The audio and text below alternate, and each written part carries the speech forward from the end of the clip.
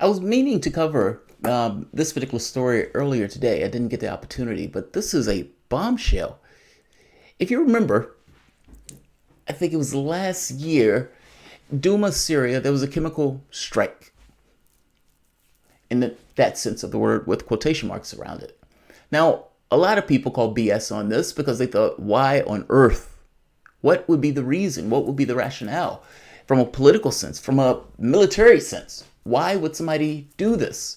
They said he's a bad guy. That's all that matters. He's a bad guy. Donald Trump, if I'm not mistaken, struck. But ultimately, they blamed Assad for that. Now, if you remember, the OPCW supposedly went to that site in order to check to see whether anything was there. Chlorine, derivatives.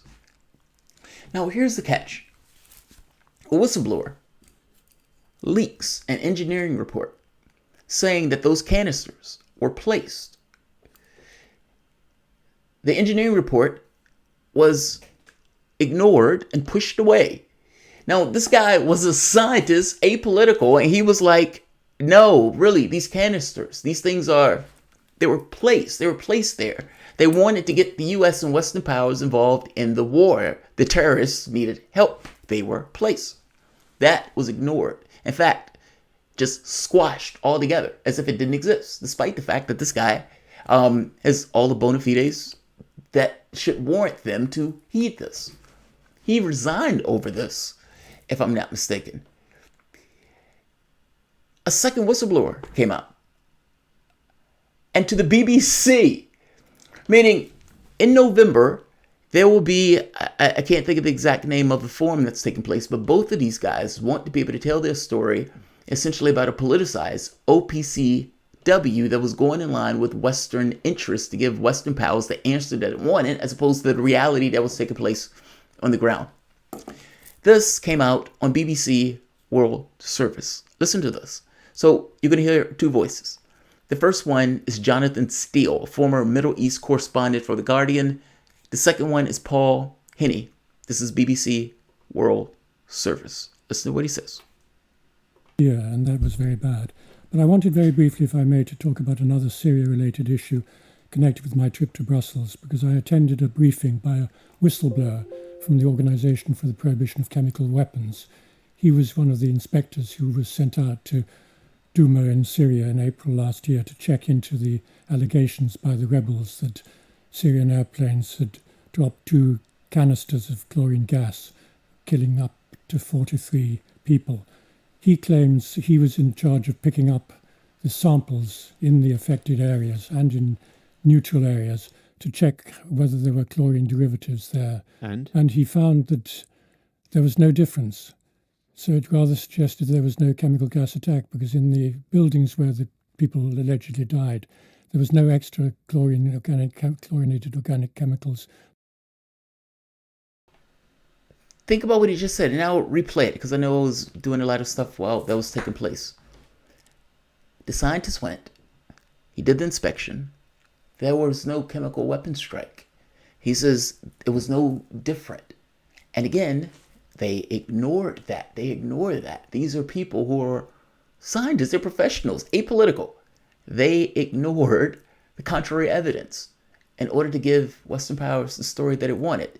And his point is they did that because they wanted Western powers to get involved into the war, to help them out on the side of the rebels, also known as terrorists trying to take down the government of Syria.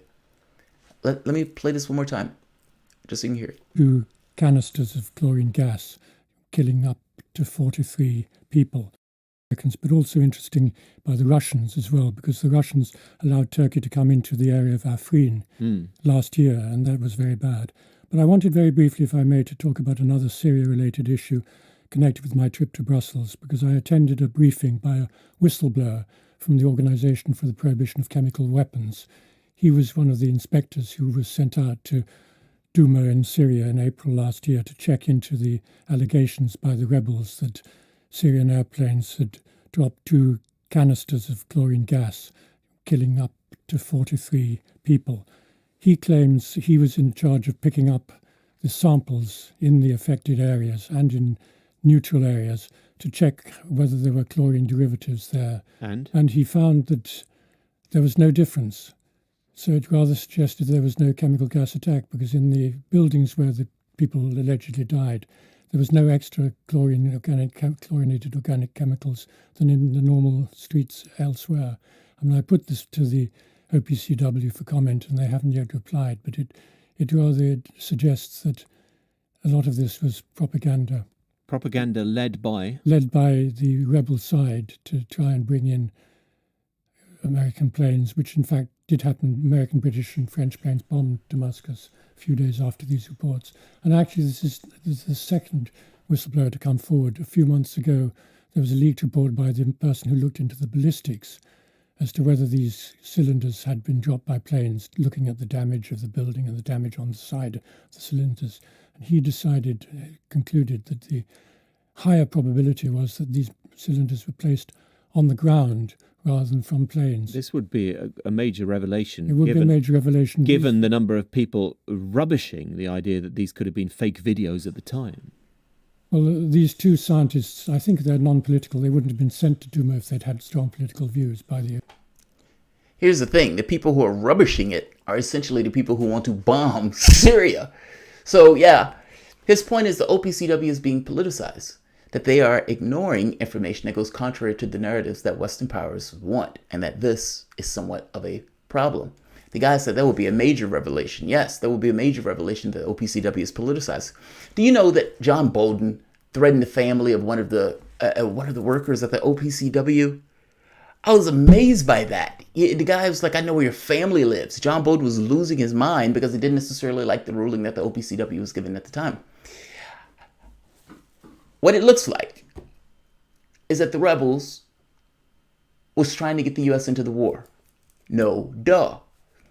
It looks like the report that the OPCW gave assisted in what the Western powers wanted, allowing pretexts to do what they did. Second whistleblower. And in November, these guys are coming out to speak. Apparently, right here, they want to speak at the Conference of Member States in November next month and give their views and be allowed to come forward publicly with their concerns, because they've tried to raise their concerns internally and they said they've been suppressed. Their views have been suppressed. By the way, the OPCW admitted that that report was right, meaning the report wasn't a fake. It was a report that was derived in-house. I'll leave it here. I don't want to keep this one long. Like, share, subscribe.